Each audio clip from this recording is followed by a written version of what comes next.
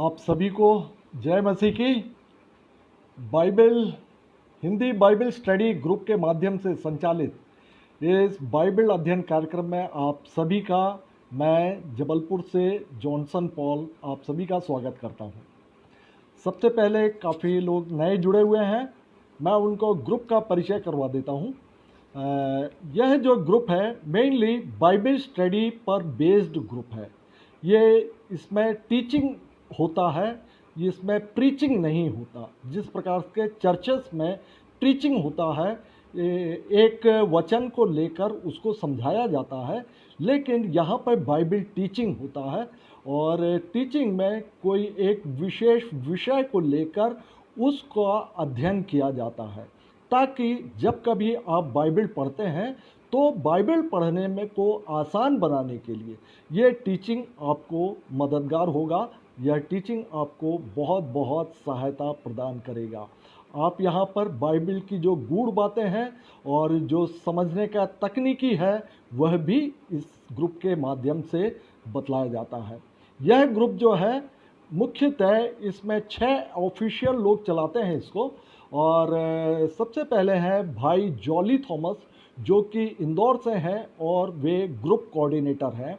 और दूसरे हैं भाई विजू वर्गीस, जो कि भोपाल से हैं और वो ग्रुप में ट्रेजरर का काम करते हैं।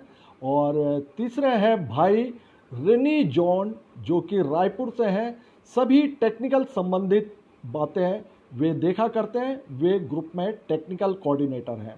और फिर हूँ मैं जॉनसन पॉल, मैं ग्रुप में बिब्लिकल फैसिलिटेटर हूँ, मैं जबलपुर से हूँ। इसके अतिरिक्त हमारे ग्रुप में जो एंकर हैं सिस्टर मीता अर्नोल्ड, जो कि कटनी से हैं, वो ग्रुप एंकर हैं। और डॉक्टर सुषमा जॉनसन, जो कि जबलपुर से हैं और वे भी ग्रुप एंकर हैं। तो ये सभी ऑफिशियल जो कि अलग अलग शहरों से हैं, वे सब मिलकर इसको लगभग 2 सालों से ये अध्ययन संचालित है। और इस ग्रुप के ये जो है हिंदी बाइबल स्टडी ग्रुप है ये, जिसमें आप अभी सम्मिलित हैं। और इस ग्रुप के अंतर्गत और भी हमारे सहायक ग्रुप भी हैं, जो कि प्रेयर ग्रुप है, जिसमें कि प्रतिदिन सुबह, दोपहर और शाम करीब करीब 30 से 35 लोग इसमें प्रार्थना करते हैं। और आप भी अपने प्रार्थना विषयों को इसमें दे सकते हैं। और इस प्रार्थना समूह को जो संचालित करते हैं भाई जॉर्ज, जो कि जबलपुर से हैं, वो संचालित करते हैं। और भाई पीयूष, जो कि भोपाल से हैं, वो संचालित करते हैं। आपको बहुत आश्चर्य होगा सुनकर कि दोनों भाई जॉर्ज और भाई पीयूष जो हैं वो ब्लाइंड हैं, और इन दोनों की पत्नियां भी जो हैं वो ब्लाइंड हैं। और हमारे ग्रुप में ब्लाइंड सदस्यों के लिए भी एक कार्यक्रम है, और जिसमें कि 10 से 15 ब्लाइंड सदस्य हमारे ग्रुप में सम्मिलित हैं। इसके अलावा यूथ में भी काम होता है और संडे स्कूल का भी काम है। और संडे स्कूल का जो काम है सिस्टर सरिता सैमसन, जो कि सतना से हैं, वो छोटे बच्चों को भी अध्ययन के प्रति प्रेरित करती हैं और वो संडे स्कूल संचालित किया करती हैं। तो इस प्रकार से आप देखेंगे बड़ों के लिए ये स्टडी कार्यक्रम है और यूथ के लिए भी कार्यक्रम है, और सबसे छोटे बच्चों के लिए भी इस ग्रुप के माध्यम से कार्यक्रम चलाए जाते हैं। और साथ ही दिन में 3 टाइम ऐसे पूरे महीने भर हमारे करीब 330 से लेके 35 सदस्य जो हैं वो निरंतर प्रार्थना में रहते हैं, और ग्रुप के अन्य सारे सदस्यों को वे प्रार्थना में परमेश्वर के सम्मुख उठाकर रखते हैं। तभी जो है हमारे कार्य सफल हो पाते हैं और हम आप तक भी पहुंच पाते हैं। तो ये हुआ हमारा ग्रुप का परिचय। और अब हम समय हो गया है, और अब हम अपने आज का जो मूल विषय है, जो स्टडी विषय है, उस पर हम आते हैं। आज जो हम अध्ययन करने जा रहे हैं बाइबल में स्थित शांति की वाचा, द कवनेंट ऑफ पीस।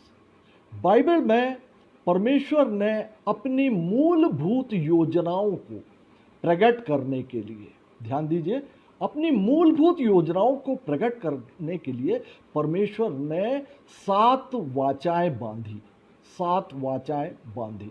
वाचा इसको बोलते हैं दो व्यक्ति अथवा दो समूहों के मध्य की गई प्रतिज्ञा या प्रॉमिस।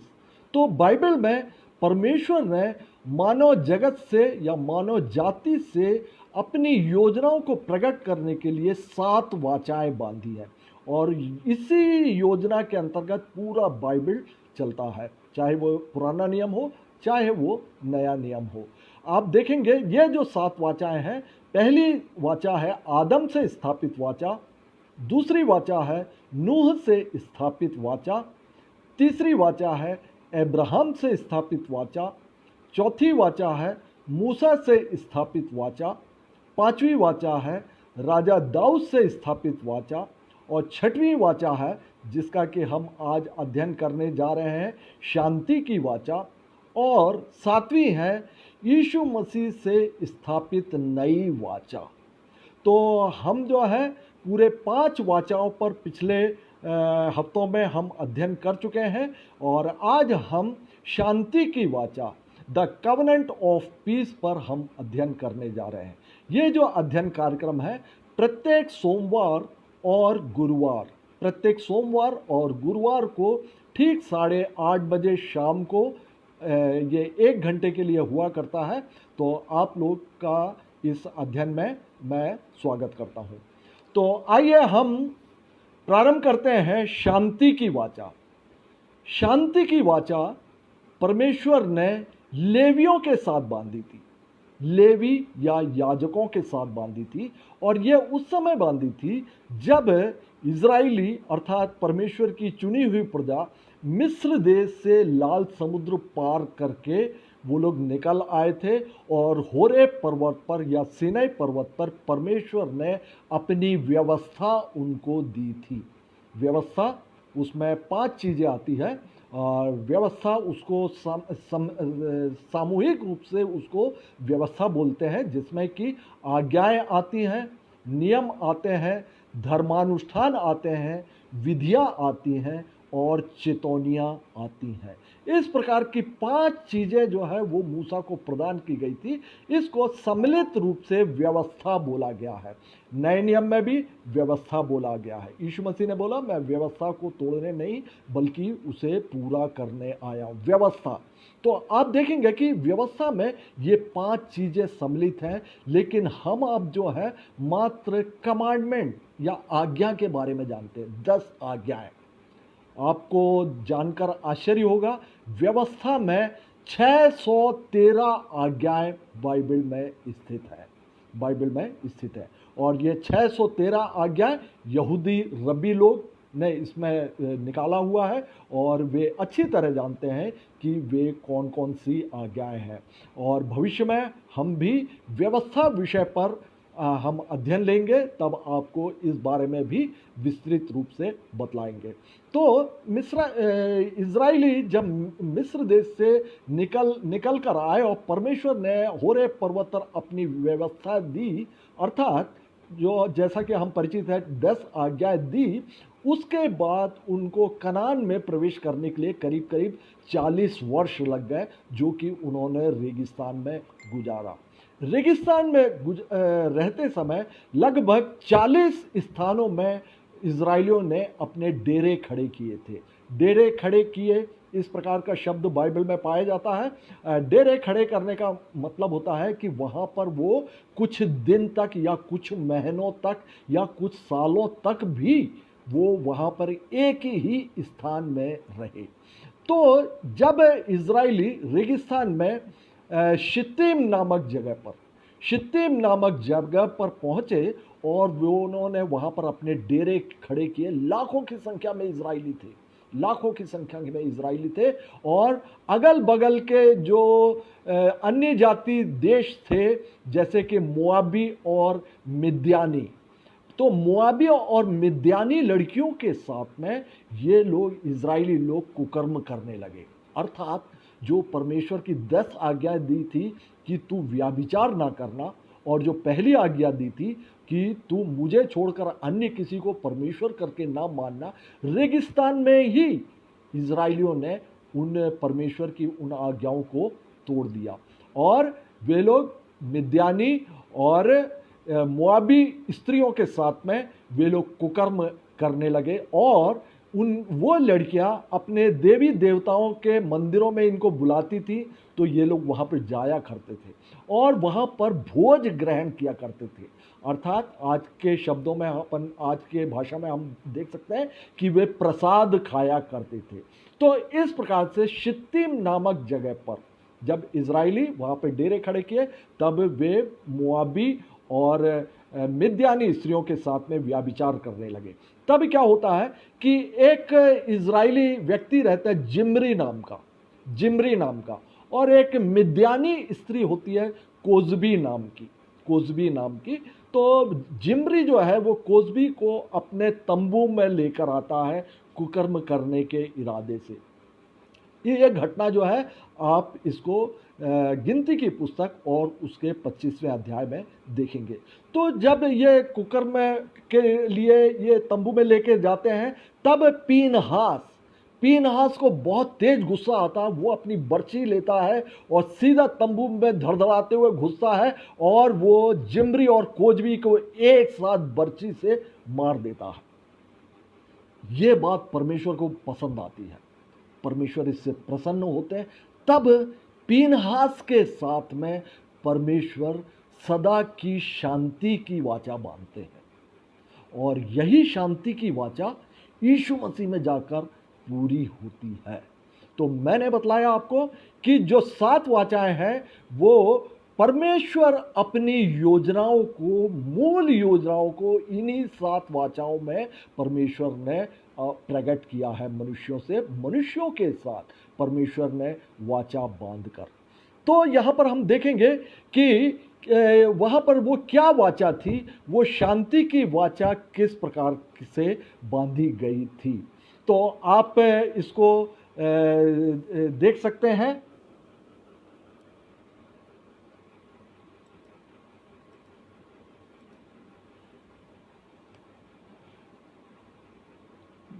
वहां पर आप देख सकते हैं कि ये जो चित्र में आप देख सकते हैं कि किस प्रकार से पीनहास जो है वो कोजबी और जिम्री को जो है बर्छे से मार रहा है। और आप देखेंगे कि गिनती 25 अध्याय और उसका 12 और 13वां वचन, वहां पर इस प्रकार से लिखा हुआ है, गिनती 25 अध्याय उसका 12वें और 13वें वचन में, तू उससे कह, परमेश्वर मूसा को आज्ञा देते हैं पीनहास के विषय में। हम देखेंगे कि पीनहास भी कौन था, आखिर ये था कौन।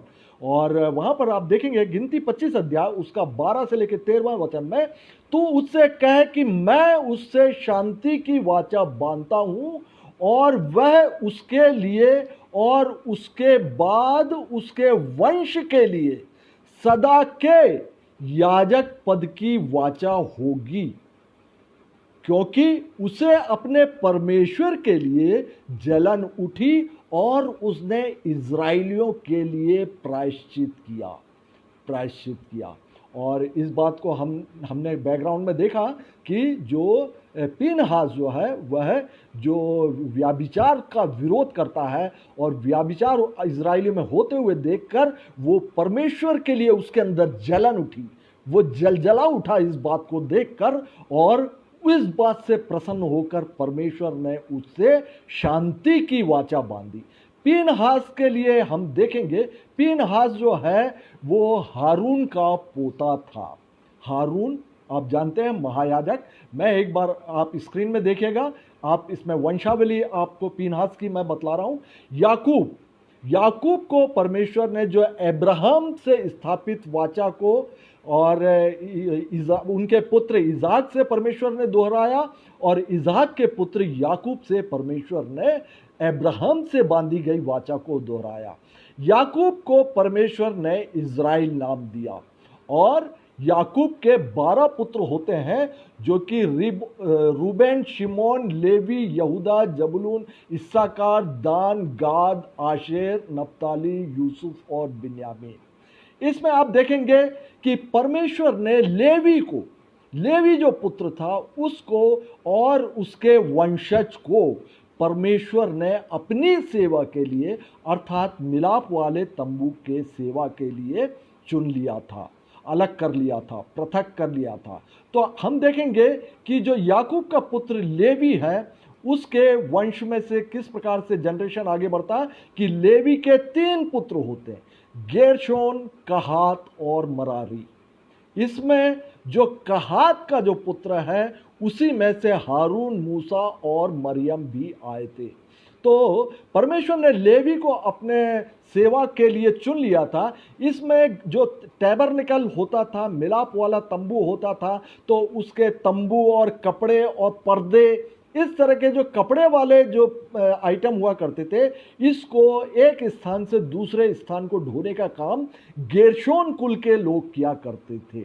और मरारी कुल के लोग जो है तख्ते, खंबे, खूंटियां, इस प्रकार की जो लकड़ी के जो सामान हुआ करते थे उनको ढोने का काम करते थे।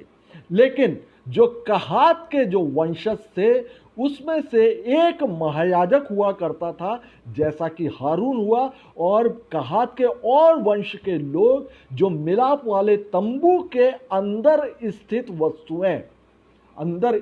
वस्तुएं उनके लिए वे कार्य करते थे। दूसरा कोई भी मिलाप वाले तंबू के भीतर के अंदर के सामान, जैसे कि वाचा का संदूक और 7 लैम्प स्टैंड और जो ब्रेड रखने का मेज और सोने की वेदी, इस प्रकार की जो अंदर हुआ करता था उनको जो है कहात के वंश उसको ढोया करते थे।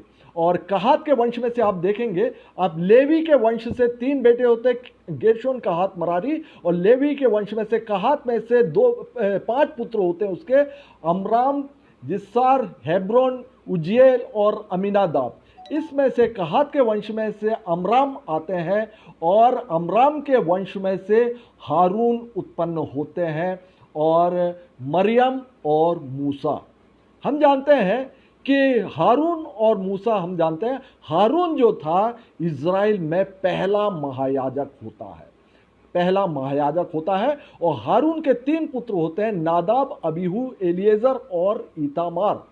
नादाब और अबीहू जो है वो गलत आग ले जाने के कारण वे तुरंत ही स्पॉट पर मारे जाते हैं।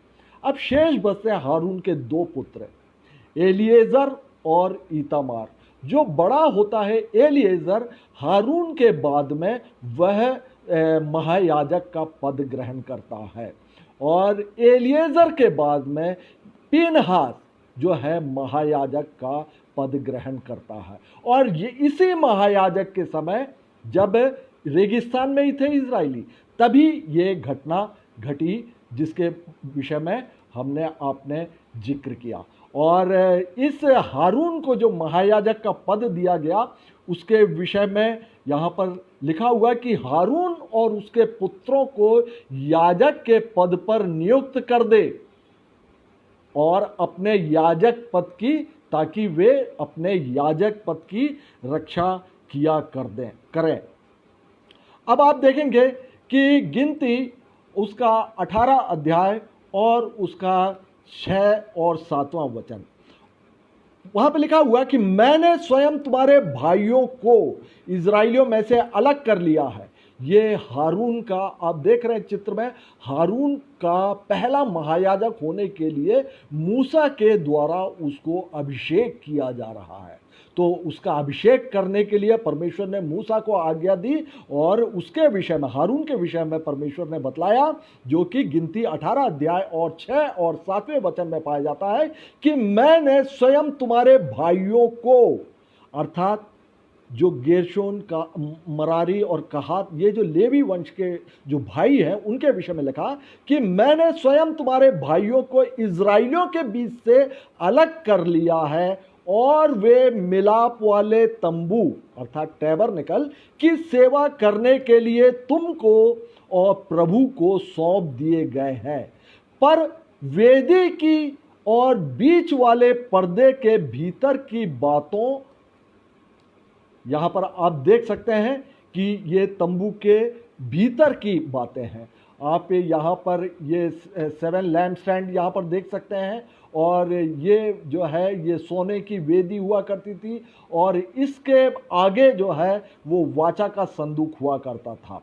ये मध्य भाग है पूरा कमरा जो आप देख रहे हैं, और ये जो ब्रेड रखने की जो मेज है वो भी यहाँ पर हुआ करता था, और यहाँ पे इंसेंस जलाने के लिए भी ये जो बर्तन है ये हुआ करता था। और इसके भीतर के भाग में जो मोस्ट होली प्लेस कहलाता था, वह वहाँ पर जो ये अपना वाचा का संदूक रखा रहता था। और ये जो आप देख रहे हैं ये बीच वाला स्थान है, ये होली प्लेस कहलाता था, और यहाँ पर याजक जो है वो हमेशा अपनी सेवकाई करते थे। और मोस्ट होली प्लेस में अर्थात परम पवित्र स्थान में महायाजक वर्ष में एक बार लहू लेकर जाया करता था, और समस्त इजरायली मंडली के लिए वो प्रायश्चित किया करता था, और लहू लेकर बिना लहू के वह नहीं जाया करता था।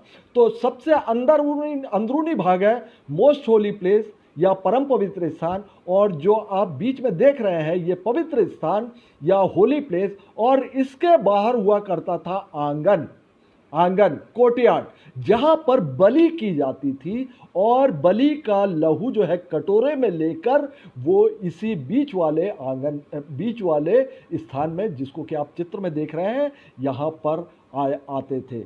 और ये छोटे चित्र में आप पूरा जो टैबरनेकल है इसको आप देख रहे हैं। ये जो तंबू है इसके भीतर जो है 2 भाग हुआ करता था, और ये जो है बाहरी भाग आंगन कहलाता था, और ये जो है भीतरी भाग में मिलाप वाला वाचा का संदूक हुआ करता था, जिसके ऊपर ये 2 करूब हुआ करते थे, और इन करूबों के बीच में परमेश्वर अपनी उपस्थिति दिया करते थे।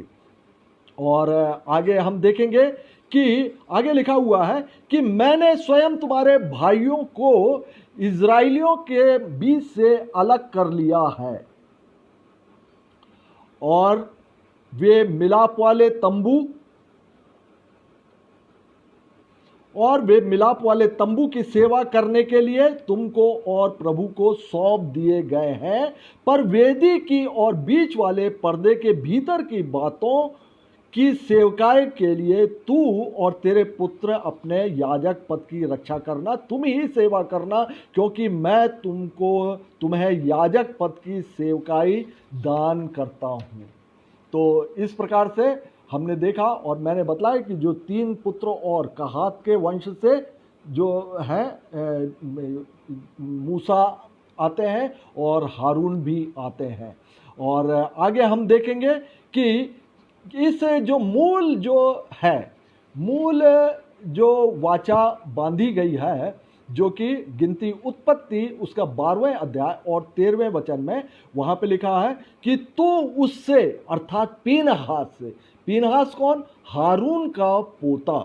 हारून कौन? जो कि इजराइल में पहला महायाजक होता है, और महायाजक के बाद में जो पहलौठा हुआ करता था वही क्रमशः महायाजक होता था। और मैंने बताया कि हारून के 4 पुत्र थे, और जो नादाब और अबीहू जो है वो मारे जाते हैं। इसके बाद जो एलिएजर जो रहता है वह महायाजक होता है, और एलिएजर का जो पुत्र होता है वो पीनहास होता है। और वहाँ पे लिखा हुआ है तू उससे कह कि मैं उससे शांति की वाचा बांधता हूँ, और वह उसके लिए उसके बाद के उसके वंश के लिए सदा के याजक पद की वाचा होगी, क्योंकि उसे अपने परमेश्वर के लिए जलन उठी और उसने इजराइलियों के लिए प्रायश्चित किया याजकों द्वारा। इसके बाद क्या होता है कि आप रेगिस्तान में ये लोग क्रॉस करके कनान देश में बस जाते, यहोशू का समय काल आता है, और वहाँ पर भी वो ये लोग जो है इजरायली लोग परमेश्वर की वाचाओं को तोड़ते हैं, साथ ही साथ लेवी याजक भी तोड़ते रहते हैं। न्यायियों का समय काल आता है, और याजक लोग भी जो है अन्य जाति स्त्रियों से वो लोग विवाह करने लगते हैं, और अन्य जाति और उनके जो स्त्रियां रहती है वो उन्हें मूर्ति पूजा में करना सिखलाती है, और वो भी मूर्तियों के आगे बलि की हुई वस्तुओं को भी याजक लोग लेवी लोग वे लोग भी खाने लगते हैं। और इस प्रकार जो है जो परमेश्वर ने पीनहास के माध्यम से जो शांति की वाचा थी उसको इन्होंने तोड़ दिया।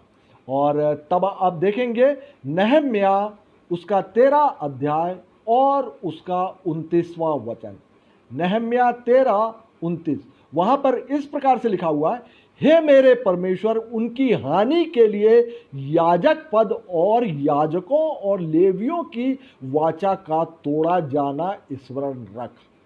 हम आप जानते हैं कि जब इजराइलियों ने जो उनसे जो वाचा बांधी गई थी और मूसा से स्थापित वाचा, वह वाचा जब तोड़ दी थी तब परमेश्वर ने नई वाचा बांधी थी। और नई वाचा जो है वो यीशु मसीह के द्वारा बांधी गई थी। तो वह तो मूल वाचा थी जो कि यीशु मसीह के साथ बांधी गई थी। और यहां पर भी आप देखेंगे कि जो लेवियों के साथ जो परमेश्वर की योजना के अंतर सदा की शांति की वाचा जो थी वो भी जो बांधी थी, इसको भी इन इजराइलियों ने तोड़ दिया। अर्थात जो इनके याजक हुआ करते थे वे अन्य जाति स्त्रियों से विवाह करने लगे और उनके घरों में परमेश्वर के अतिरिक्त अन्य जाति मूर्तियां भी हुआ करती थी और वे उन मूर्तियों के आगे बलि की हुई वस्तुओं को भी खाते थे। और इस विषय में जो लेवियों के द्वारा तोड़ी गई वाचा के विषय में हम देख सकते हैं मलाकी उसका 2 अध्याय और उसका 4 से लेकर 8वां वचन, वहां पे लिखा हुआ, मैंने, परमेश्वर का वचन है, ये वचन डायरेक्ट परमेश्वर ने बोला है, मैंने तुमको अर्थात इजराइलियों को यह आज्ञा इसलिए दिलाई है कि लेवियों के साथ मेरी बंधी हुई वाचा बनी रहे। सेनाओं के प्रभु का यही वचन है, मेरी जो वाचा उसके साथ बंधी थी वह जीवन और शांति की थी। लेवियों के साथ जो बांधी गई वाचा थी, पीनहास के साथ में जो बांधी थी, वो जीवन और शांति की वाचा थी। और आगे लिखा हुआ, और मैंने यह इसलिए उसको दिया कि वह भय मानता रहे, अर्थात परमेश्वर का भय मानता रहे, अर्थात परमेश्वर को ही सर्वोपरि मानता रहे, अन्य किसी भी ईश्वर को ना माने। और लिखा हुआ है, इसलिए उसको दिया कि वह भय मानता रहे, और उसने मेरा भय मान भी लिया और मेरे नाम से अत्यंत भय खाता था। उसको मेरी सच्ची व्यवस्था कंठस्थ थी। किसको? लेवियों को, याजकों को व्यवस्था कंठस्थ थी। उनको आज्ञा दी थी कि वे जो है उन व्यवस्था को इजराइलियों को अर्थात परमेश्वर की चुनी हुई प्रजा को सिखलाएं। यह याजकों का कर्तव्य था। तो लिखा हुआ है, उसको मेरी सच्ची व्यवस्था कंठस्थ थी और उसके मुंह से कुटिल बात ना निकलती थी, वरन शांति और सिधाई से मेरे संग संग चलता था और बहुतों को अधर्म से लौटा ले आया। क्योंकि याजक को चाहिए कि वह अपने ओठों से ज्ञान की रक्षा करे और लोग उसके मुंह से व्यवस्था पूछे, क्योंकि वह सेनाओं के प्रभु का दूत है। परंतु तुम लोग धर्म मार्ग से ही हट गए, तुम बहुतों के लिए व्यवस्था के विषय में ठोकर का कारण हुए, तुमने लेवी की वाचा को तोड़ दिया है। तो इस प्रकार से हम देख सकते हैं कि लेवियों से जो बांधी गई वाचा भी ये इजराइलियों ने अर्थात याजकों ने जो मूर्ति पूजा में संलग्न होकर और एकमात्र परमेश्वर को ना मानते हुए उन्होंने ये जो जीवन और शांति की वाचा थी जिसको भी परमेश्वर ने तोड़ दिया। तब परमेश्वर के सामने यह बात आई कि नई वाचा बांधी जाए। आप देखेंगे जब इजराइलियों ने भी आज्ञाओं को तोड़ दिया, जो मंडली थी उन्होंने भी जो होरेब पर्वत पे परमेश्वर ने जो कमांडमेंट्स और जो व्यवस्था दी गई थी उसको जब तोड़ दिया और वे भी जो है अन्य जातियों के साथ में अपने बेटे और बेटियों को विवाह करने लगे और मूर्ति पूजा में संलग्न हो गए, और वे नाना प्रकार के जो कनान में स्थित घृणित बातें थी वे सब भी करने लगे। और इसके द्वारा जब इजरायली जाति ने जब वाचा को तोड़ दिया, तब परमेश्वर के सामने नई वाचा बांधने का प्रश्न खड़ा हुआ। और लेवियों से बांधी गई वाचा, याजकों से, स्पेशली लेवियों से जो बांधी गई जीवन और शांति की वाचा, वह भी जब इन याजकों ने तोड़ दिया, तब परमेश्वर ने उनके साथ भी नई वाचा बांधी। और इस नई वाचा पर हम अगले गुरुवार को हम जो अगली वाचा है वह नई वाचा ही है, और नई वाचा पर हम विस्तृत अध्ययन करेंगे। अभी मैं बतला देता हूं कि जब यह वाचाएं तोड़ी गई, तब परमेश्वर ने यिर्मयाह उसके 31 अध्याय और 31 से लेके 34 वचन में उन्होंने नई वाचा जो है मानव जगत के साथ में बांधी गई। आपके जो है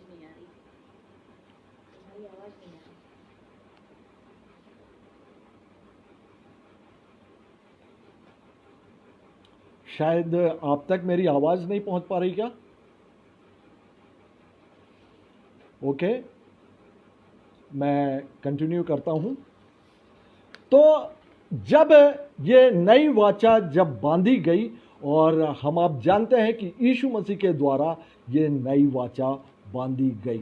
और आप देखिएगा, एक प्रश्न मैं आपके सामने रख रहा हूं जो कि जिसका उत्तर बाइबल के अंदर मिलता है कि लेवियों के जनरेशन में ही, अर्थात महायाजक का पुत्र ही जो कि लेवी वंश का होगा, वही जो है महायाजक हुआ करता था। अर्थात लेवी वंश का महायाजक होता था, और अगला जो महायाजक होगा उसी का ही पुत्र होता था। तो यहां पर आप देखेंगे कि यीशु मसीह महायाजक थे। यीशु मसीह को यदि महायाजक है तो लेवी के वंश में से आना चाहिए, लेकिन यीशु मसीह जो है यहूदा के कुल के थे। तो क्या परमेश्वर का वचन टल गया? आप देखेंगे व्यवस्था विवरण उसका 10वां अध्याय और उसकी पहली आयत। व्यवस्था आने वाली अच्छी वस्तुओं का मात्र प्रतिबिंब है, उसका असली स्वरूप नहीं। व्यवस्था, ओल्ड टेस्टामेंट, वो दृष्टांत के रूप में वो छाया है, और मूल चीज जो है सेम टू सेम मूल चीज होना चाहिए नए नियम में। और आप कुलुस्सियों उसका 2 अध्याय और उसका 17वां वचन आप देखेंगे कि मूल वस्तुएं मसीह की है। तो इसका मतलब होता है कि सारी जो ओल्ड टेस्टामेंट में जितनी भी बातें हैं वो सब नए नियम विश्वासों के लिए मात्र एक दृष्टांत था, वो छाया थी, वो ओल्ड टेस्टामेंट। और नया नियम जो है यहां पर वो मूल है। तो पुराने नियम में बतलाया गया कि लेवियों के जनरेशन से ही महायाजक होगा, और महायाजक का पुत्र ही महायाजक होगा, अर्थात लेवी के वंश का ही। आप कई घटनाएं आप देख सकते हैं कि लेवी वंश के अलावा यदि कोई ये वाचा का संदूक या इन पवित्र वस्तुओं को जो छूता था, वो तुरंत ही मार डाला जाता था, वह मर जाया करता था। जब राजा दाऊद के समय काल में जब फिलिस्तीन से एक बैलगाड़ी में रख के यह वाचा का संदूक आ रहे थे, तब उज्जा और एक और व्यक्ति के द्वारा इस बैलगाड़ी को, इस वाचा का संदूक बैलों को ठोकर कर खाने के कारण वो गिरने लगा था। इन्होंने जस्ट हाथ लगाया था और वे लोग जो है स्पॉट पे ही मर गए थे। क्यों? क्योंकि वो लेवी गोत्र के नहीं थे, परमेश्वर की आज्ञा थी। तो यहां पर हम देखते हैं कि यीशु मसीह यहूदा गोत्र के होते हुए कैसे महायाजक हो गए। क्या परमेश्वर का वचन टल गया? बाइबल इसका उत्तर देती है, और आप इसको देख सकते हैं इब्रानियों की पुस्तक और उसका 7वां अध्याय और उसका 12 से लेके 27 वचन। इब्रानियों 7:12 से लेके 27 वचन। जब याजक का पद बदल जाता है तब व्यवस्था का भी बदलना आवश्यक है। ध्यान दीजिए, जब याजक का पद बदला जाता तब व्यवस्था का भी बदलना आवश्यक है। इसको मैं उल्टा यदि कर दूं कि जब व्यवस्था बदली जाती है तब याजक का पद भी बदला जाता है। और यही हुआ, व्यवस्था जब नई वाचा बांध दी गई, नई व्यवस्था लागू हो गई, तब जो है वह याजक का पद भी बदला गया। इब्रानियों 7:12 से लेकर 27 आप अपने बाइबल में देखें। स्क्रीन में आपको उतना साफ दिखाई नहीं देगा, आप अपनी बाइबल खोल के इस बात को देख सकते हैं।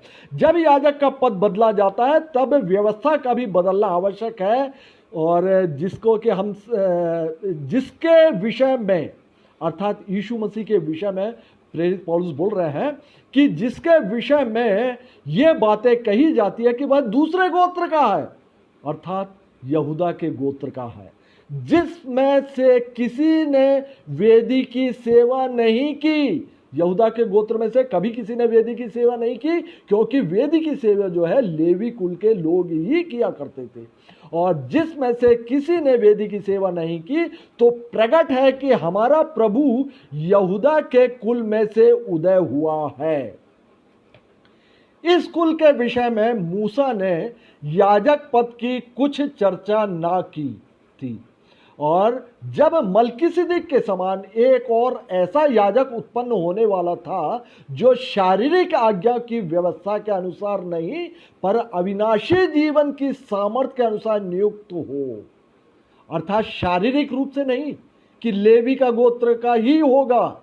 जैसे अब्राहम का वंश भी जो है, आज जो इजरायली है, इजरायली अर्थात जो निष्कपट हृदय वाले, जो भजन संहिता आप 73 अध्याय और उसका पहली वचन में भी आप देख सकते हैं कि इजरायली का अर्थ क्या होता है। और मैं अक्सर बोला भी करता हूं कि यीशु मसीह ने भी यूहन्ना 1:47 में कि यीशु मसीह ने भी जब नतनेल को अपनी ओर आते देखा तो बोला कि ये सचमुच इजरायली है, क्योंकि इसमें कपट नहीं है, ये कपट रहित है। तो नए नियम के विश्वासी इजरायली ही है, क्योंकि जो विश्वासी कपट रहित हैं। क्योंकि बाइबल बतलाती है कि अब जो है अब्राहम के वंश से नहीं परंतु प्रतिज्ञा से वंश गिने जाते हैं। और प्रतिज्ञा यह है कि इसहाक जो है वह नियुक्त समय पर वो उत्पन्न सारा से उत्पन्न होगा। और इसहाक से जो है अब्राहम से बांधी वाचा, इजाक से बांधी वाचा, और याकूब और जो इजराइलियों से बांधी वाचा है, क्योंकि अब्राहम जो है वो विश्वास से धर्मी ठहराए गए। इसी प्रकार नया नियम भी बतलाता है कि हम अब जो है विश्वास के द्वारा ही अब्राहम के वंश ठहरते हैं, या विश्वास के द्वारा ही हम अब्राहम की संतान ठहरते हैं।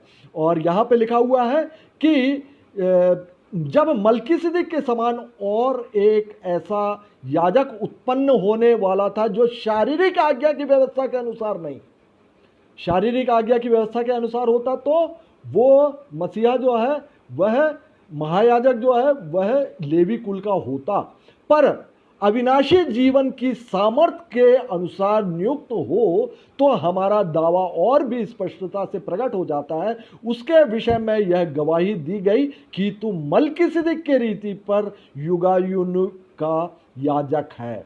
आप इसको भजन संहिता 110:3 में भी देख सकते हैं। अतः पहली आज्ञा निर्बल और निष्फल होने के कारण लोप हो गई, इसलिए कि व्यवस्था ने किसी बात की सिद्धि नहीं की और उसके स्थान पर एक ऐसी उत्तम आशा रखी गई है जिसके द्वारा हम परमेश्वर के समीप जा सकते हैं। और मसीह की नियुक्त बिना शपथ नहीं हुई है, ये बिना शपथ याजक ठहराए गए हैं, पर यह शपथ के साथ जिसकी ओर से अर्थात परमेश्वर की ओर से नियुक्त किया गया, जिसने उसके विषय में कहा प्रभु ने शपथ खाई है वह उससे फिर ना पछताएगा, तू युगानुयुग याजक है। यीशु एक उत्तम वाचा के जामिन ठहरे हैं। यो तो बहुत से याजक बनते आए हैं, इसका कारण यह था कि मृत्यु उन्हें रहने नहीं देती, पर यह युगानुयुग रहता है, इस कारण उसका याजक पद अटल है। इसलिए जो उसके अर्थात यीशु मसीह के द्वारा परमेश्वर के पास आते हैं वह उनका पूरा पूरा उद्धार कर सकता है, क्योंकि वह उनके लिए विनती करने को सदा जीवित है। ऐसा ही महायाजक हमारे योग्य था, जो पवित्र, निष्कपट, निर्मल, पापियों से अलग और स्वर्ग से भी ऊंचा किया हुआ हो। उन महायाजकों अर्थात पुराने नियम के महायाजक के समान उसे आवश्यक नहीं कि वह प्रतिदिन पहले अपने पापों और फिर लोगों के पापों के लिए बलिदान चढ़ाए। उसने अर्थात यीशु मसीह ने अपने आप को बलिदान चढ़ाकर उसे एक ही बार पूर्ण कर दिया। और यहाँ पर हमने देखा कि नए नियम में यीशु मसीह लेवी गोत्र का ना होते हुए भी परमेश्वर की ओर से वो नए नियम या नए व्यवस्था के अनुसार वे महायाजक ठहराए गए। जैसे ओल्ड टेस्टामेंट में महायाजक हुआ करते थे और वे समस्त इजरायली मंडली के लिए प्रार्थना किया करते थे या उनका प्रायश्चित किया करते थे, और साल में एक बार बलि करके लहू को जो है टैबरनेकल में लेके जाया करते थे। इसी प्रकार नए नियम का जो हमारा महायाजक है वह भी आज हमारे पिता परमेश्वर के दाहिनी ओर बैठ के हमारे और आपके लिए विनती करते हैं, और ताकि हम में से एक भी ना खोया जाए। और इस बात को हम आगे भी देखते हैं कि आप कोई प्रश्न हो तो आप चैट में डाल सकते हैं, और इस अध्ययन के पश्चात एक 15 मिनट के बाद हम इस अध्ययन को समाप्त करेंगे, और अध्ययन की समाप्ति पर हम उन आपके पूछे हुए प्रश्नों का लाइव जवाब देने का यथासंभव मैं कोशिश भी करूँगा। तो हमारे अध्ययन में ये खूबसूरती है कि आप जो है लाइव यहाँ पे प्रश्न पूछ सकते हैं, आप चैट कर सकते हैं, और इस अध्ययन के अंत में आपके प्रश्नों को मैं इसी वक्त आपका जवाब देने का मैं कोशिश करूँगा। और यहाँ पर आगे हम देखते हैं, अध्ययन में आगे बढ़ते हैं कि जैसे यशायाह 7:14 बिल्कुल बहुत फेमस वचन है कि जहाँ पर लिखा हुआ हमारे लिए एक बालक उत्पन्न हुआ, हमें एक पुत्र दिया गया है, और ये जो है हम आप यीशु मसीह है, हम जानते हैं। और यशायाह 9वां अध्याय और उसका 6 से लेके 7वां वचन, और वहाँ पर भी इस प्रकार से लिखा हुआ है कि प्रभुता उसके कंधे पर होगी और उसका नाम अद्भुत युक्ति करने वाला, पराक्रमी परमेश्वर और अनंत काल का पिता होगा, और शांति का राजकुमार उसका नाम रखा जाएगा। शांति का राजकुमार। तो ये जो शांति की वाचा जो पीनहास के माध्यम से जो बांधी गई थी, वो जब तोड़ी गई तब नए नियम की वाचा जो कि यीशु मसीह के साथ बांधी, यह नई जो शांति की वाचा है वह भी यीशु मसीह के द्वारा बांधी गई, जिसका कि आज हम अध्ययन कर रहे हैं। और आगे लिखा है उसकी प्रभुता सर्वदा बढ़ती रहेगी और उसकी शांति का अंत नहीं होगा। यीशु मसीह के द्वारा जो शांति की वाचा बांधी गई है वो वाचा लेवियों से बांधी थी, जो कि भविष्य में महायाजक होना था, और याजक और महायाजक जो हुआ करते थे लेवी वंश के, और जब उन्होंने तोड़ दिया तब यीशु मसीह के द्वारा जो कि शांति का राजकुमार था, और अब जो है उसकी शांति का अंत ना होगा। आप स्क्रीन में देख रहे हैं, यहाँ पर लिखा हुआ है यूहन्ना 14 अध्याय और उसका 27वां वचन। वहाँ पर हम आप जानते हैं यीशु मसीह ने बतला था मैं तुम्हें शांति दिए जाता हूँ, मैं अपनी शांति तुम्हें देता हूँ। ये जो बात है ना, और कोई नहीं कर सकता। मैं अपनी शांति तुमको देता हूँ, इसको देने का अधिकार भी किसी के पास नहीं है। और यीशु मसीह जो है वह इस बात को इसीलिए उसको शांति का पैदा होने के पहले ही बोल दिया था कि वो शांति का राजकुमार होगा। और जब यीशु मसीह के सेवा कार्य के दौरान उन्होंने बतलाया कि मैं अपनी शांति जो कि सदा काल के लिए है, सदा काल के लिए है उसको मैं तुम्हें देता हूं, जो कि लेवियों के साथ में जीवन और सदा काल के शांति की वाचा जो बांधी गई थी वह जो है यीशु मसीह में जाकर पूरी होती है। और आगे हम देखते हैं कि इसी वाचा के अंतर्गत हम अब जो है नए नियम में याजक भी ठहराए जाते हैं, जैसा कि पहला पतरस और उसका दूसरा अध्याय और 9वें वचन में पाया जाता है कि तुम एक चुना हुआ वंश, राजधारी याजकों का समाज, पवित्र लोग और परमेश्वर की निज प्रजा हो। पहला तिमोथियस और उसका दूसरा अध्याय और 5वें वचन में भी इस प्रकार से पाया जाता है कि और परमेश्वर तथा मनुष्यों के बीच भी एक ही मध्यस्थ है, अर्थात यीशु मसीह हमारा महायाजक है। देखिए, जो ये शांति की वाचा जो नई वाचा के अंतर्गत यीशु मसीह से बांधी गई है, उसके विषय में परमेश्वर ने पुराने नियम में ही क्या कह दिया था। जब ये वाचाओं को तोड़ दिया गया लेवियों के द्वारा, तब यहाँ पर यशाया 54 अध्याय और उसका 10वां वचन, वहां पर इस प्रकार से लिखा हुआ है, चाहे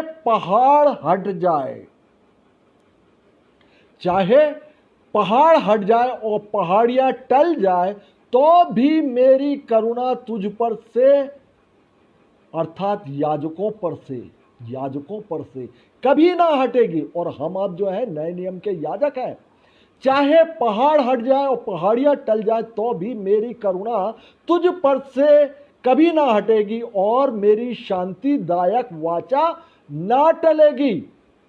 प्रभु जो तुझ पर दया करता है उसका यही वचन है। तो पुराने नियम में ही परमेश्वर ने इस शांति की वाचा के विषय में इस प्रकार से बतला दिया था। और हम आप जानते हैं कि यीशु मसीह जो है वो नई वाचा के अंतर्गत वे महायाजक है, जैसा कि इब्रानियों 6वां अध्याय और उसका 20वें वचन में पाया जाता है कि यीशु मसीह ने मलकीसिदक की रीति पर सदा काल का महायाजक बनकर हमारे लिए अगुवे की रीति पर स्वर्ग में प्रवेश किया। अगुवे की रीति पर पहले वो गए, फिर हम जाएंगे।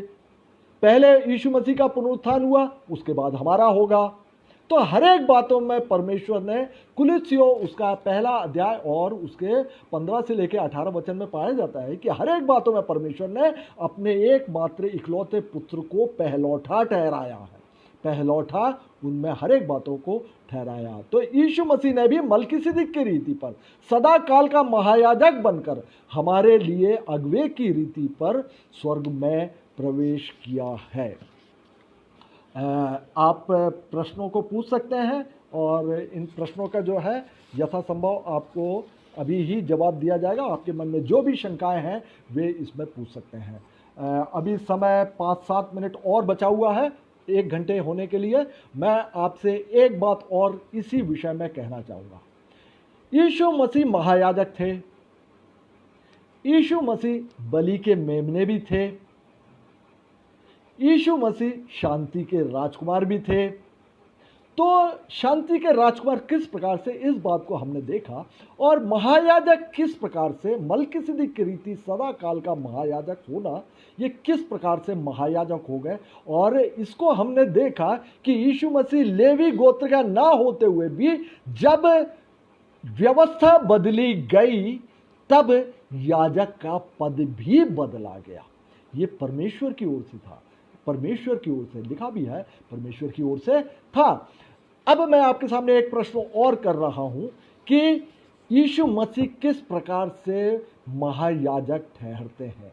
आपको याद होगा कि यीशु मसीह यूहन्ना बपतिस्मा दाता के पास जाकर वो बपतिस्मा लेते हैं।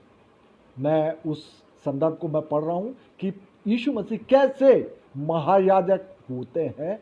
और महायाजक है तो महायाजक की प्रक्रिया जो पुराने नियम में दी गई है उन पर भी पूरी होनी चाहिए, क्योंकि पुराना नियम दृष्टांत है और नया नियम वो हकीकत है। यीशु मसीह ने बोला, मैं व्यवस्था को तोड़ने नहीं बल्कि पूरा करने आया हूं।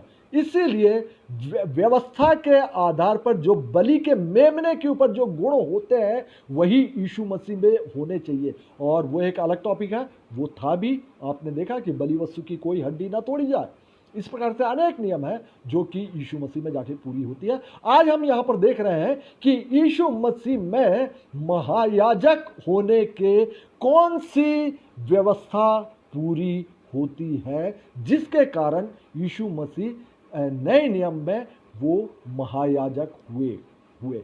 आप इसको देखेंगे, जो संदर्भ है, यीशु मसीह यूहन्ना बपतिस्मा दाता के पास आते हैं और वे बपतिस्मा लेने की बात कहते हैं। मत्ती उसका 3 अध्याय और उसका 13 से लेके 15 वचन आप बाइबल में देखिएगा। मैं आप स्लाइड नहीं चला रहा हूं और आप इसको बाइबल में देखिएगा। मत्ती 3 अध्याय और उसका 13 से लेके 15 वचन। वहां पे इस प्रकार से लिखा हुआ है कि उस समय यीशु गलील प्रदेश से यरदन नदी के तट पर यूहन्ना के पास आए और वह यूहन्ना से बपतिस्मा लेने लगे।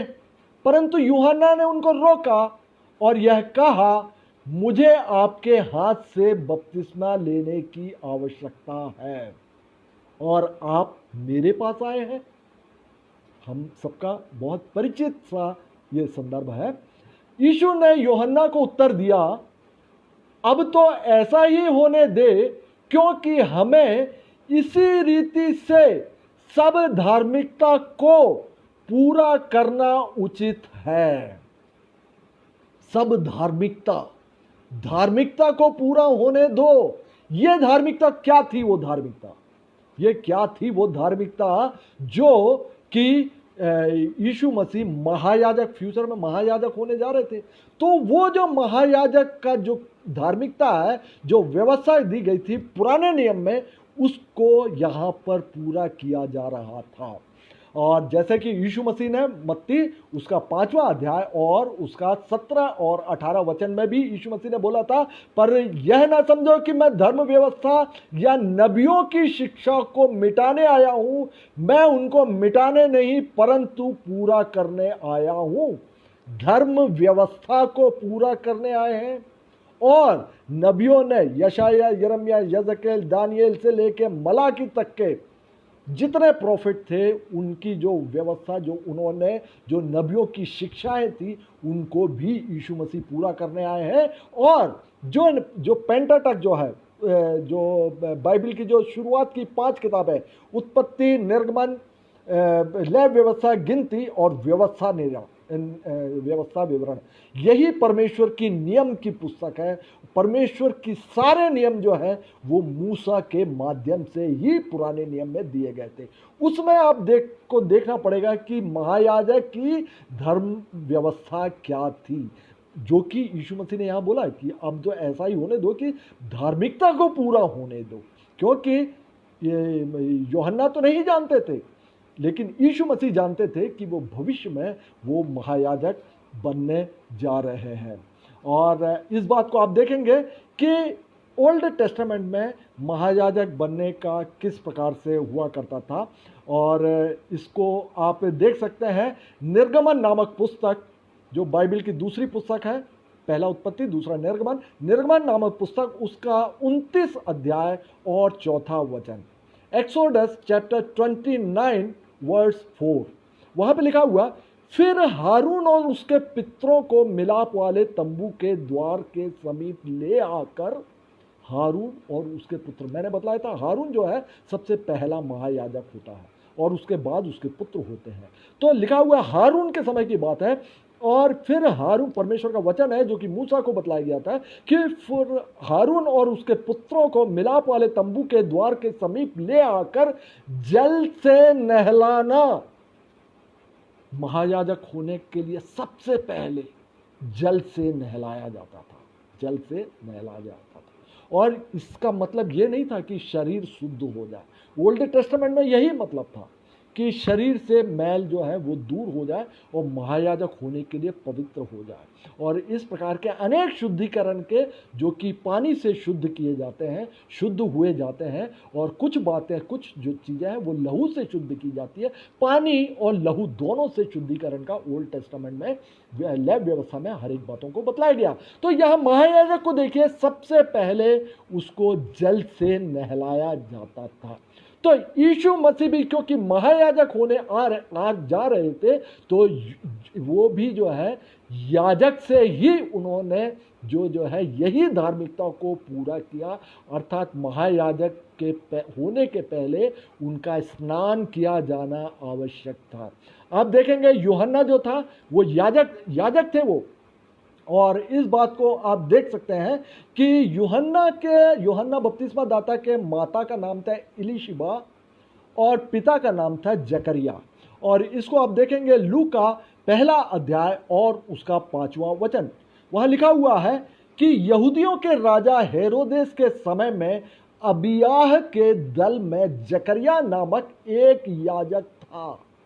जकरिया नामक एक याजक था, उसकी पत्नी हारून के वंश के थी। हारून के वंश का, हारून कौन से वंश का था? लेवी वंश के। तो जो एलिशिबा जो थी वह भी लेवी वंश की ही थी, जो कि इसलिए लिखा हुआ कि वो हारून के वंश थी।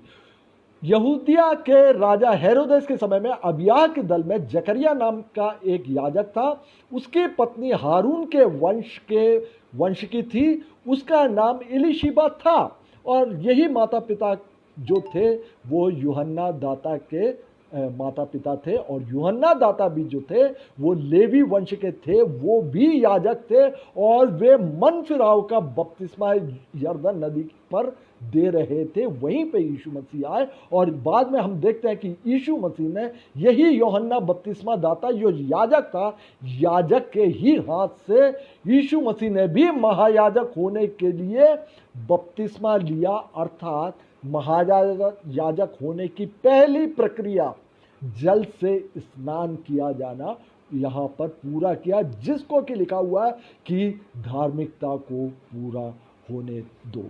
और अब हम जानते हैं कि यहाँ पर मैंने बतलाया था कि ओल्ड टेस्टामेंट में यहाँ पे शारीरिक अशुद्धियों को दूर किया जाता था, लेकिन नए नियम में आके बपतिस्मा ऐसा नहीं है। यीशु मसीह को भी शारीरिक जो अशुद्धियों को दूर करने की यहाँ पे आवश्यकता नहीं थी, मात्र और मात्र धार्मिकता को पूरा उनको करना था, और जिसके विषय में पहला पतरस और उसका 3रा अध्याय और उसका 21वां वचन, 1 पीटर चैप्टर 3 वर्स 21, वहां पे लिखा हुआ, बपतिस्मा यीशु मसीह के जी उठने के द्वारा अब तुम्हें बचाता है, उससे अर्थात बपतिस्मे से शरीर के मैल को दूर करने का अर्थ नहीं है, परंतु शुद्ध विवेक से परमेश्वर के वश में हो जाने का अर्थ है। तो बपतिस्मा जो है वो सिर्फ स्नान अकेला नहीं है, परमेश्वर के वश में हो जाना है ना। अपने यीशु मसीह मारे गए, गाड़े गए और तीसरे दिन जी उठे, और इस प्रकार से परमेश्वर के वश में हो जाना ही बपतिस्मा है। और इस प्रकार से वह जो धार्मिकता को पूरा करना था, जिसके द्वारा यीशु मसीह महायाजक बन रहे थे, और जो शांति की वाचा उसी महायाजक से बांधी गई थी, नए नियम के महायाजक से, ये पद जो है परमेश्वर का दिया हुआ था। यीशु मसीह ने स्वयं इसको नहीं लिया था, पर यीशु मसीह तो हर एक बातों में परमेश्वर के आज्ञाकारी रहे हैं, यहाँ तक कि अपने माता पिता के लिए भी लिखा है कि वह माता पिता के भी आज्ञाकारी रहे, और वे उनके वश में रहे, और वे परमेश्वर और मनुष्यों के अनुग्रह में वो बढ़ते गए, और डील डॉल में भी वो बढ़ते गए। तो यहाँ पर हम देखेंगे कि ये पद जो है, इस पद के बारे में लिखा हुआ है इब्रानियों उसका 5वां अध्याय और उसका 4 से लेके 6वां वचन। यह आदर का पद कोई अपने आप से नहीं लेता। महायाजक होने का आदर का पद कोई अपने आप से नहीं लेता, जब तक कि हारून के समान परमेश्वर की ओर से ठहराया ना जाए। जैसे मसीह ने भी महायाजक बनने का सम्मान अपने आप से नहीं लिया, पर उसको उसी ने दिया जिसने उससे यह कहा था, तू मेरा पुत्र है, आज मैंने तुझे उत्पन्न किया है। और आगे हम और भी पाते हैं, उसका इब्रानियों 5वां अध्याय और उसका 10वां वचन, तो उसे परमेश्वर की ओर से मलकीसिदक की रीति पर महायाजक का पद मिला। उसे परमेश्वर की ओर से मलकीसिदक की रीति पर महायाजक का पद मिला। तो इस प्रकार से हमने देखा कि जो पीनहास से, जो कि लेवी के वंश का था और महायाजक हारून का पोता था, उससे जो परमेश्वर प्रसन्न होकर वो बुराइयों को दूर करने के लिए कितना तत्पर था कि उसने बर्छी लेके इस बुराई को दूर करना चाहा। और इस वजह से परमेश्वर ने प्रसन्न होकर जो सदा काल का जो शांति की वाचा उससे बांधी थी, जब लेवियों ने, याजकों ने इस शांति की वाचा को तोड़ दिया, तब महायाजक यीशु मसीह के द्वारा वो शांति की वाचा बांधी गई। तो ये था आज का शांति की वाचा, जो कि बाइबल में इसकी 6वीं वाचा है। इस पर अध्ययन यहाँ पर समाप्त करता हूँ, और अगली जो वाचा होगी वह होगा 7वीं और अंतिम वाचा, जो कि परमेश्वर ने मनुष्यों के साथ बांधी है, नई वाचा जो कि यीशु मसीह के द्वारा बांधी गई थी। तो आप लोग अगले गुरुवार ठीक 8:30 बजे निश्चित आप जुड़िएगा, और तब तक जो है परमेश्वर आप सभी को खुश रखे, प्रसन्न रखे, हर एक रोग शोक से आपको बचाए रखे, और आप जो है हम सबों को भी अपने प्रार्थना में, हम सबों को भी, पूरे ग्रुप मेंबर्स को आप लोग उठा के रखें। यहाँ पर एक प्रश्न आया हुआ है कि आपको मैंने बोला था आप चैट के माध्यम से आप प्रश्न कर सकते हैं। एक प्रश्न आया हुआ है, इंदौर से है ये प्रश्न, इजरायली और हमारे में क्या फर्क है, आप बतलाने का कष्ट करें, उन्होंने लिखा हुआ है। और हमारे जो कोऑर्डिनेटर्स हैं, जो असिस्टेंट्स हैं, वो इन प्रश्नों को जैसे ही आपके चैट में आपका प्रश्न दिख जाएगा, वे जो है पेपर में नोट करके मुझ तक ले आते हैं, और मैं उनको तुरंत पढ़कर उनका जवाब देने का कोशिश करता हूं। और मैं आपको प्रोत्साहित करूंगा कि आगे के अध्ययनों में भी आपको ये सिस्टम मालूम नहीं था, आप निश्चित प्रश्न करें और अपनी शंकाओं को आप दूर करते जाएं। और हमारा आपका उद्देश्य भी यही है कि हम बाइबल को सही और अच्छी रीति से हम इसको समझ सकें। तो यहाँ पर इन्होंने प्रश्न किया है इंदौर से, इजरायली और हमारे में क्या फ़र्क है, इजरायली और हमारे में क्या फ़र्क है। पहली बात आप बतलाने का कष्ट करें। इजरायली और हम तो सीधी सी बात है, नए नियम के विश्वासी, नए नियम के विश्वासी, और हम जो है वह अब्राहम से स्थापित वाचा हम पर पूरी होती है, नए नियम के विश्वासियों पर, क्योंकि अब्राहम जो है वह विश्वास के द्वारा धर्मी ठहराया गया था, विश्वास के द्वारा धर्मी ठहराया गया था। और इसी प्रकार हम आप जो है विश्वास के द्वारा ही धर्मी ठहराए जाते हैं, और हमारा उद्धार भी होता है, जैसे कि इफिसियों 2 अध्याय और 8वें वचन में भी पाया जाता है कि जो विश्वास के द्वारा ही तुम्हारा उद्धार हुआ है, यह तुम्हारे कर्मों के कारण नहीं, ऐसा ना हो कि कोई घमंड करे। तो विश्वास के द्वारा जो है, जो कि अब्राहम ने किया था, और अब्राहम के जो प्रतिज्ञा की थी, हम आप जो है प्रतिज्ञा के वारिस हैं, और अब्राहम के द्वारा हम विश्वासी ठहरते हैं। तो इस प्रकार से ये हुआ। हम इजरायली वो होते हैं जो कि अब्राहम की संतान, अब्राहम के 2 पुत्र थे, इश्माइल और इसाक। परमेश्वर ने इश्माइल से वाचा नहीं बांधा क्योंकि वो दासी का पुत्र था, और परमेश्वर ने बोल दिया था तेरा जो निज पुत्र होगा वही तेरा वारिस होगा।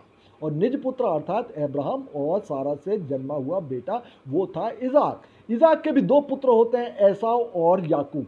परमेश्वर ने एसाव को नहीं चुना, याकूब को परमेश्वर ने चुना और इजरायली नाम दिया परमेश्वर ने, और यही से इजराइल का जो आपने पूछा कि इजरायली और हमारे में क्या फ़र्क है, तो इजरायली नाम जो है यहीं से चला, और याकूब के जो 12 पुत्र हैं वही पूरे इजरायली कहलाते हैं, और वे जो है वो इजराइल के 12 गोत्र भी यही कहलाते हैं, जो याकूब के संतान, और याकूब को परमेश्वर ने इजराइल नाम दिया था, यही इजराइली है। और बाद में चलकर हम देखते हैं कि जो राजा सुलेमान के समय काल के बाद में, जब ये जो कनान राष्ट्र था ये इजराइलियों को दे दिया गया था, और कनान में वे लोग बस गए थे सारे इजराइली, और काफ़ी सालों के बाद में जब राजा शाऊल के समय और राजा दाऊद के समय में आके यही कनान राष्ट्र जो है वो इजराइल राष्ट्र बन गया था, इजराइल राष्ट्र बन गया था। और राजा सुलेमान के समय पर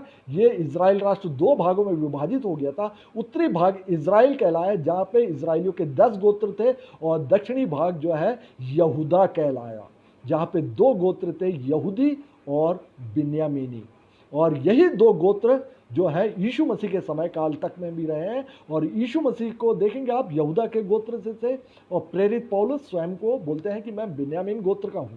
तो यही यहाँ से जब ये 2 राष्ट्रों का विभाजन हो गया, यहूदी राष्ट्र के जो लोग थे वहाँ से लोग यहूदी कहलाने लगे। आज जो है जो इजराइल राष्ट्र वही है, वही कनान है आज का ही भी इजराइल राष्ट्र, जो कि 1948 में वो जो स्वतंत्र हुआ था, 1948 में वहाँ पे स्वतंत्र हुआ था, और पूर्ण स्वतंत्रता 1967 में वहाँ पर हुई थी। और वे सब जो हैं कुल मिला के उनको इजरायली बोला जाता है, और यहूदी जो याकूब के जो पुत्र में से एक जो यहूदा गोत्र के थे उनके वंशज यहूदी कहलाते हैं। और हम आप तो अन्य जातियों में से थे। भारत में हमारे पूर्वज जो है मूर्ति पूजक थे, हम लोग अब्राहम के वंश के नहीं है, हम लोग यहूदी नहीं है, हम लोग इजरायली नहीं है, लेकिन हम आपको जो परमेश्वर ने नई वाचा के अंतर्गत ये प्रावधान किया कि जो यीशु मसीह के प्रायश्चित बलिदान पर विश्वास करेगा वह उद्धार पाएगा।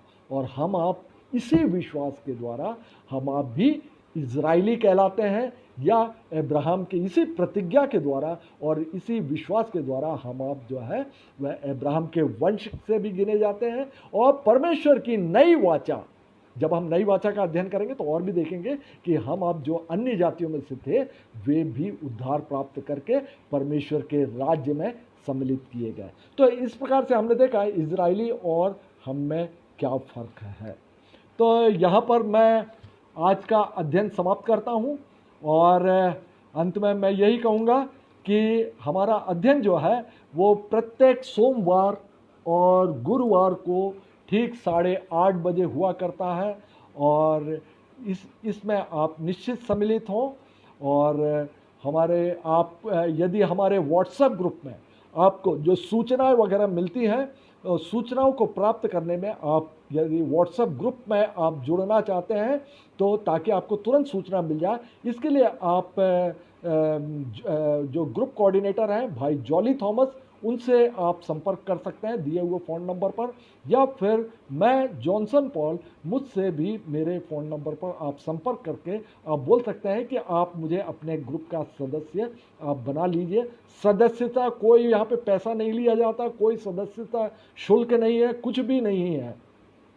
यहाँ पर व्हाट्सएप सदस्यता की बात हो रही है। आप जुड़े हैं ताकि आपको समय समय पर हर एक प्रकार की सूचनाएं जो है हमारे ग्रुप्स के द्वारा आप हमारे ग्रुप में सम्मिलित हो जाते हैं और ग्रुप के ही सदस्य बन जाते हैं, और ताकि ग्रुप से जो कार्यान्वित जो अलग अलग प्रकार की योजनाएं हैं उनके क्रियान्वयन संबंधी आपको समय समय पर आपको जानकारी होती रहेगी। तो इस प्रकार से आज का अध्ययन यहाँ पर समाप्त होता है, और अगले समय तक के लिए, अगले गुरुवार तक के लिए हमारे उद्धारकर्ता प्रभु यीशु मसीह की शांति आप सभी को बहुतायत से मिलती रहे। आमीन।